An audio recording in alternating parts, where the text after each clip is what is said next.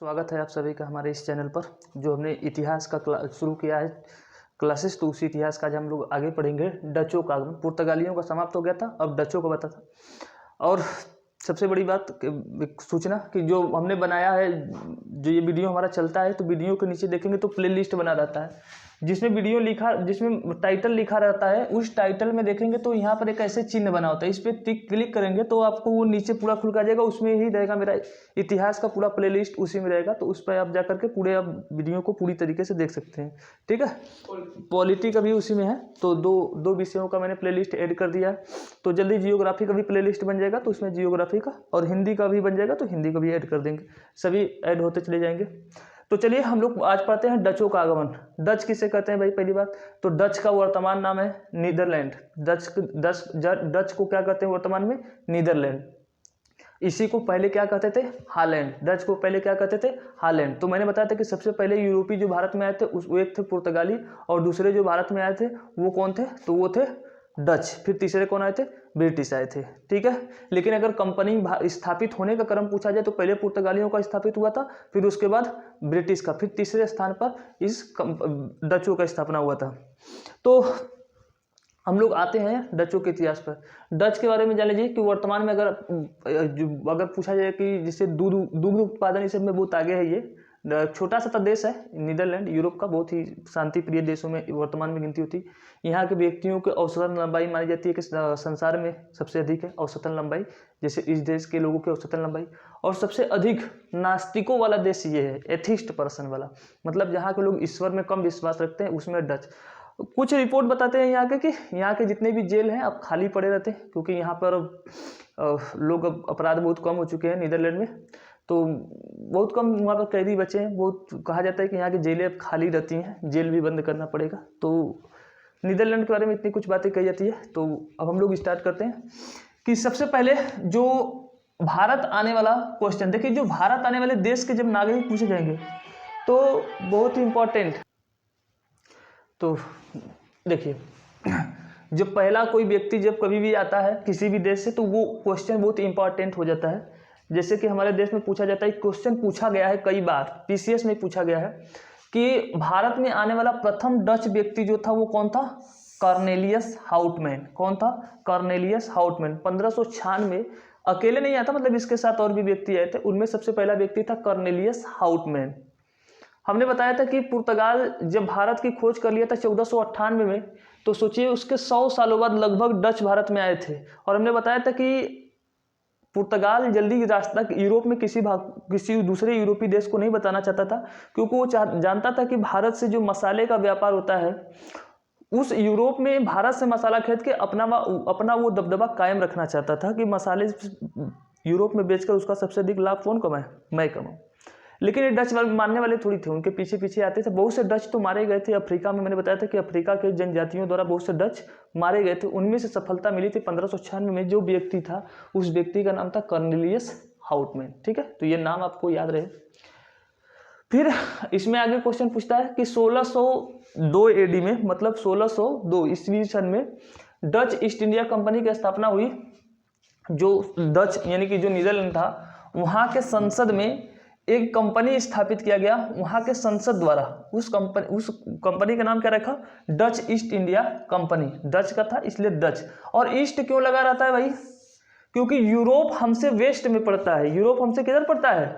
Waste में। Europe हमसे waste में पड़ता है, तो उस वेस्ट वाले से जब हम लोग भारत की बात करेंगे तो भारत किधर पड़ेगा? ईस्ट में पड़ेगा। ईस्ट मतलब पूर्व में। किधर पड़ेगा? पूर्व में। तो वो लोग जब भी कंपनी का नाम रखेंगे तो क्या रखेंगे? ईस्ट। मतलब वहां से नीदरलैंड के संसद से एक कंपनी की स्थापना की गई कि आप ईस्ट के देशों के साथ व्यापार करें, यानी जाइए वहां पर आप लड़ाई मार झगड़ा कीजिए और अपना कंपनी स्थापित कीजिए, मतलब व्यापार आप कीजिए। ये वहां के कुछ व्यापारियों को अधिकार वहां के संसद से मिला। कब? 1602 ईस्वी में वहां पर कंपनी की स्थापना हुई। और कितने वर्षों के लिए व्यापार करने का अधिकार मिला था? तो 21 वर्षों के लिए। कितने वर्षों के लिए? 21 वर्षों के लिए। तो भारत में जब ये डच आए तो किससे सामना उनको करना पड़ेगा? तो पुर्तगालियों से, क्योंकि पुर्तगाली ऑलरेडी भारत में व्यापार कर रहे थे। तो पुर्तगालियों को पता चला कि भाई अब यूरोप से एक और देश आ रहा है, तो पुर्तगाल क्योंकि व्यापार अपना कोई छीनने देना नहीं चाहता। जैसे भारत में देखते हैं वर्तमान में कई कंपनियां जो होती हैं कंपटीशन में आपस में लगी रहती हैं कि मैं सिर्फ मेरा ही प्रोडक्ट में रहे, मार्केट में रहे। तो इसी प्रकार से पुर्तगाली चाहते थे कि दूसरा कोई यूरोपीय देश न आए मार्केट में, इसलिए डचों और पुर्तगालियों का आपस में क्या हुआ, लड़ाई शुरू हुई। लेकिन इसमें पुर्तगाली जो डच थे वो पुर्तगालियों को हराने में सफल रहे। 1500 मैंने बताया है कि 1641 में जो मलक्का है, मलक्का मतलब जो मलेशिया प्लस इंडोनेशिया, मलेशिया और इंडोनेशिया जहाँ पर जुड़ते हैं, जो जल संधि है उस जल संधि को कहते हैं मलक्का। मतलब नीचे इंडोनेशिया है, ऊपर जैसे बताएं नीचे ये इंडोनेशिया है, ऊपर मलेशिया है, ये जो दोनों के बीच में जो जलीय मार्ग है इसी को कहते हैं मलक्का। क्या नाम है, मलक्का। और ये जो इंडोनेशिया है ये मसाले के लिए बहुत प्रसिद्ध था, जैसे भारत प्रसिद्ध था, भारत से कहीं ज़्यादा विशेष मसालों का पुंज कहा जाता था। इंडोनेशिया को मसालों का पुंज कहा जाता था, यानी कि वो भी मसालों के लिए बहुत ज़्यादा फेमस था। उस पर 1641 में किसका अधिकार हो गया, मतलब मलक्का में पहले पुर्तगालियों का था, वहां पर पहुंचकर डचों ने पुर्तगाल को हरा दिया 1641 में। फिर 1658 में सीलोन पर भी अपना विजय कर लिया। सीलोन मतलब श्रीलंका को क्या कहा जाता था उस वक्त, सीलोन कहा जाता था। तो श्रीलंका भी मसालों के लिए प्रसिद्ध था। तो जो जो जगह पहले पुर्तगाली जहाँ रहते थे वहाँ पर डचों ने पुर्तगालियों को क्या किया, हराया। तो डच अब पुर्तगाली भारत में क्या होने लगे, कमजोर पड़ने लगे। तो पुर्तगालियों को भारत से अगर पूछा जाए कि पुर्तगालियों को भारत में किसने हराया था या पुर्तगालियों को भारत से बाहर करने वाला देश कौन था, तो वो थे डच थे। ठीक है। और इसमें एक क्वेश्चन और पूछता है कि ये जो डच थे इन्होंने भारत में अपना जो प्रथम कारखाना स्थापित किया था, कहाँ किया था, मसूलीपट्टनम में। कहाँ पर, मसूलीपट्टनम। ये आंध्र प्रदेश में पड़ता है वर्तमान समय की। मसूलीपट्टनम कहाँ पड़ता है, आंध्र प्रदेश में। पहले इसका नाम मछलीपट्टनम था, मछलीपट्टनम। मछलीपट्टनम क्योंकि वहाँ पर एक दुर्ग बना था। एक दुर्ग मतलब समझते हैं, जैसे कि गेट बना होता ना, गेट, एक बड़ा सा गेट बना था, उस गेट पर मछली की आंखें लगी हुई थी, तो इसलिए उसको मछलीपट्टनम कहा जाता था उस गेट के नाम पे। बाद में उसी का नाम परिवर्तित होकर के ये बन गया मसूलीपट्टनम। और कब ये वहाँ पे स्थापित की गई फैक्ट्री, तो 1605 में। कब, 1605 में। तो ये बहुत बार क्वेश्चन पूछा है कि डचों ने अपनी प्रथम फैक्ट्री जो स्थापित किया था, कहाँ स्थापित किया था, मसूलीपट्टनम में। जैसे मैंने बताया था पुर्तगाली कहाँ स्थापित किए थे, तो पुर्तगाली कालीकट में स्थापित किए थे, केरल में। इन्होंने मसूलीपट्टनम।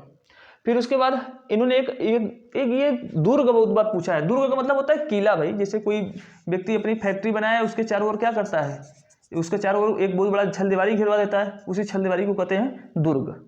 ठीक है। उसी पे एक बहुत बड़ा गेट बना होता है ना, गेट को ही दुर्ग कहते हैं। तो जो छल दीवारी घेरवा दिया उसके एक बड़ा सा गेट बनवा दिया, उसको कहते हैं दुर्ग। तो उसी को फोर्ट कहते हैं इंग्लिश में। तो जो फोर्ट ये पूछता है गैलेरिया फोर्ट, ये किस देश ने बनवाया था और कहाँ पर, तो गैलेरिया जो था ये बना था पुलिकट। पुलिकट कहाँ पड़ता है, ये भी पड़ता है, ये पड़ता है तमिलनाडु और आंध्र प्रदेश के बीच में। अगर इंडिया का आप साउथ का हिस्सा देख रहे हैं तो नीचे पड़ता है तमिलनाडु और ऊपर पड़ता है आंध्र प्रदेश। ये जो आंध्र प्रदेश और तमिलनाडु का जो बॉर्डर है, आंध्र प्रदेश और तमिलनाडु का जो बॉर्डर है वही कौन है, पुलिकट। वही क्या है, पुलिकट।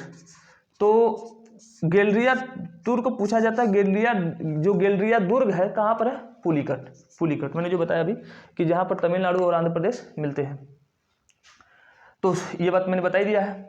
और एक क्वेश्चन और पूछता है कि भारत में जो व्यापारिक केंद्र, डचों की जो व्यापारिक केंद्र कहाँ पर था, तो देखिए डच ने अपना प्रथम कारखाना मसूलीपट्टनम में खोला था, लेकिन उनका व्यापारिक केंद्र जो बाद में जहाँ से व्यापार वो करते थे मुख्य तौर पे, एक होता है व्यापारिक केंद्र ना, जहाँ से मुख्य तौर पे अपना व्यापार क्रय विक्रय किया जाएगा, उसे कहते हैं व्यापारिक केंद्र।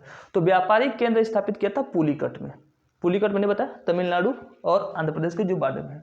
शुरुआत में इन्होंने अपनी व्यापारिक केंद्र बनाया था पुलिकट, बाद में उस चेंज करके कहाँ बना दिया, नागपट्टनम में। ये नागपट्टनम कहाँ पड़ता है, तो ये पड़ता है तमिलनाडु में। नागपट्टनम कहाँ पड़ता है, तमिलनाडु। क्योंकि ये जगह बहुत बार पूछता है कि नागपट्टनम किस राज्य में है, तो नागपट्टनम पड़ता है तमिलनाडु में।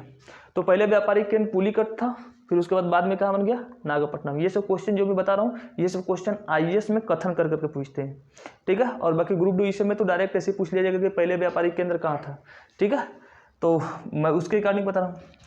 फिर उसके बाद भारत से व्यापार, जो भारत से वो किन किन चीज़ों का व्यापार करते थे, तो नील का व्यापार करते थे, सोरा का व्यापार करते थे और सूती वस्त्र का। ठीक है। नील जानते हैं, जो कपड़े पे हम लोग इसको कलर चेंज करने के लिए, नीला करने के लिए जो उत्पादन, फसल की उत्पादन की जाती थी वो भारत में, क्योंकि उष्णकटिबंधीय फसल होता है ये, नील की जो खेती होती है वो कैसी होती है, उष्णकटिबंधीय। और भारत में जलवायु ऐसी थी कि नील की खेती अच्छी होती थी और यूरोप में नील की खेती नहीं हो सकती थी। तो यूरोप के लोग भारत से नील खरीद के लेके जाते थे, तो नील भारत से लेके जाते थे, डच भारत से नील लेके जाते थे। एक और है सोरा, जो गन्ने का रस होता है ना, गन्ने का रस, उसी को क्या कहा जाता है, सोरा कहा जाता है। गन्ने के रस को क्या कहा जाता है, सोरा। इस सोरे का क्या उपयोग होता है, तो इससे शराब बनती थी। यूरोप वाले क्या करते थे, इससे चीनी भी बनाते थे, शराब भी बनाते थे, बहुत सी जगहों पे यूज होता था। चीनी के जानते हो कि पूरे विश्व में सबसे अधिक मीठा खाने वाला कौन सा देश है, भारत। अभी यहाँ पर तो बस एक बहाना चाहिए कि कोनो त्यौहार आ जाए तो मुँह मीठा कराओ, बच्चा पैदा हो जाए मुंह मीठा कराओ, कुछ भी हो जाए, कुछ भी शादी पड़ जाए मुंह मीठा। यहाँ पर मीठे से ही शुरुआत होती है। आप अमेरिका चले जाएंगे, यूरोप में, तो वहाँ पर कुछ फंक्शन पड़ जाती है तो वहाँ पर मीठे की बात नहीं होती है, चेस शराब की बात होगी। वहाँ पर शैंपेन होती है, वाइन्स, वहाँ पर महंगे महंगे वाइन की बात होगी कि भाई चलिए अच्छा अब ये खुशी की बात है तो चेस किया जाए, तो वो चेस करते भारत में, बाकी मीठे से शुरुआत होती है। ठीक है। सूती वस्त्र, क्योंकि यूरोप ठंडा प्रदेश है, मैंने बताया 8 महीने वहाँ पर ठंडी पड़ता है, तो सूती जो कपड़ा होता है ये किससे बनता है, ये बनता है काटन से। किससे बनता है, काटन, यानी कपास जिसे कहते हैं, काटन मतलब कपास, तो कपास से बनता है सूती कपड़ा। और जानते हो कि सूती कपड़ा जो होता है ये भी किस जलवायु में हो सकता है, उष्णकटिबंधीय, मतलब जहाँ पर गर्मी अधिक हो साथ ही बरसात भी हो, उसी जगह फसल हो सकता है। तो यूरोप ठंडा प्रदेश है, वहाँ पर सूती कपड़ा नहीं हो सकता, मतलब कपास का उत्पादन नहीं हो सकता। तो भारत, इसके लिए जलवायु अच्छी थी, तो उनको पता था कि भारत में सूती, तो यहाँ से सूती कपड़े का भी क्या करते थे वो लोग, क्रय विक्रय। मतलब यूरोप की जो स्थिति थी वो बहुत ही खराब थी, क्योंकि वहाँ पर नील का उत्पादन नहीं हो सकता, सोरे का उत्पादन नहीं हो सकता, सूती वस्त्र का उत्पादन नहीं हो सकता, तो और ठंडी पड़ रहा है वही ज़्यादा, तो इसलिए उनको व्यापार करना जरूरी था।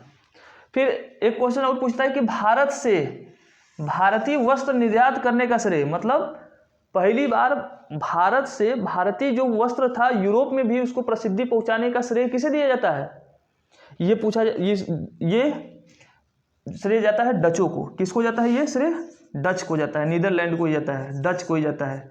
ठीक है, तो ये बहुत इंपॉर्टेंट क्वेश्चन है, मुझे उम्मीद है कि जल्दी ही इस पर आईएएस पे ये क्वेश्चन पूछा जाएगा कि भारत से जो भारतीय वस्त्र है इसका निर्यात करने का श्रेय किसे जाता है, तो डचों को जाता है। और भारत, अगर ये पूछ सकता है कि डच लोग भारत के किस तट से व्यापार करते थे, तो कोरोमंडल तट, ये जो तमिलनाडु वाला जो तट नहीं है, समुद्र से सटा हुआ, तट का मतलब समझते हैं, समुद्र से सटे हुए इलाके को क्या कहते हैं, तट कहते हैं। तो जो तमिलनाडु का सटा हुआ तट है हिंद महासागर में, उसी को कहते हैं कोरोमंडल तट। क्या बोलते हैं, कोरोमंडल तट बोलते हैं, कोरोमंडल तट बोलते हैं, कोरोमंडल तट। फिर उसके बाद इधर गुजरात है, तो गुजरात, इन सब तटों से व्यापार करते थे कौन से लोग, डच के लोग। फिर उसके बाद और क्वेश्चन है कि डचों ने प्रथम फैक्ट्री बंगाल में कहाँ स्थापित की थी, डचों ने प्रथम सूती कपड़े का जो फैक्ट्री स्थापित किया था कहाँ पर, पीपली में। एक जगह है बंगाल में, एक जगह जिसका नाम है पीपली, तो डचों ने अपनी बंगाल में सबसे पहली फैक्ट्री कहाँ स्थापित की थी, तो पीपली में। कहाँ पर, पीपली, एक जगह का नाम है पीपली, वहाँ पर स्थापित किया था। फिर जो सबसे इंपॉर्टेंट क्वेश्चन है इसमें, सबसे इंपॉर्टेंट, अगर मुझे जो अगर डचों के बारे में अगर क्वेश्चन सबसे अधिक पूछा जाता है तो वो है कि बेदरा का युद्ध पूछा जाता है कि बेदरा का युद्ध कब हुआ था, तो 1759 में, 1759 में। और बेदरा का युद्ध जो था किसके बीच लड़ा गया था, तो ब्रिटिश और डच के बीच में। ये सबसे इंपॉर्टेंट क्वेश्चन है कि बेदरा का युद्ध कब हुआ था, 1759 में, किसके बीच हुआ था, ब्रिटिश और डच के बीच में। और इस लड़ाई को कौन जीता, ब्रिटिश जीत गए। कौन जीत गया, ब्रिटिश जीत गया और डच ये लड़ाई हार गए। बेदरा कहाँ पड़ता है, तो ये बंगाल में पड़ता है, बेदरा कहाँ पड़ता है, बंगाल में। और जब ये हार गए डच ये लड़ाई, तो ये तय हो गया कि अब भारत में डचों का इतिहास समाप्त हो जाएगा, अब किसका शासन चलेगा, ब्रिटिश का। और क्योंकि डच ने पुर्तगालियों को इसलिए हराया था क्योंकि जो नाविक पावर थी, यानी जो नाव वाली जो शक्तिशाली पावर था, वो किसके हाथ में मजबूत था, पुर्तगालियों से, डचों का। डचों से मजबूत किसका था नाव वाला मामला, तो ब्रिटिश का। क्योंकि जो प्लासी का युद्ध हुआ था 1757 में, उसी के 2 साल बाद इन्होंने डचों को भी हरा दिया। और पुर्तगाल अब ब्रिटिश से लड़ने के लिए, जो पुर्तगाली पहले ही कमजोर हो चुके थे क्योंकि उसको डचों ने हरा दिया था और डचों को ब्रिटिश ने हरा दिया, तो ये सिद्ध हो गया कि अब भारत में शासन करेगा कौन, ब्रिटिश करेंगे। तो इस तरीके से जितनी इंपॉर्टेंट क्वेश्चन डचों से संबंधित, इसका ज़्यादा पढ़ना नहीं है, बहुत कम ही, जितना बातें मैंने समझा दिया इतना बहुत है। इतने से ही डचों का इतिहास भारत में पूछ सकता है। और हम लोग कल से स्टार्ट करेंगे भारत में ब्रिटिश का इतिहास, और सबसे लंबा चलेगा ब्रिटिशर्स का इतिहास ही चलेगा। तो इतनी कुछ बातें हैं अभी इनमें, और कुछ बचा तो है नहीं। तो सभी को धन्यवाद, और वीडियो को जैसा लगे आप लोग कमेंट कीजिएगा, वीडियो को शेयर कीजिएगा, सब्सक्राइब कीजिएगा। धन्यवाद सभी को, गुड नाइट।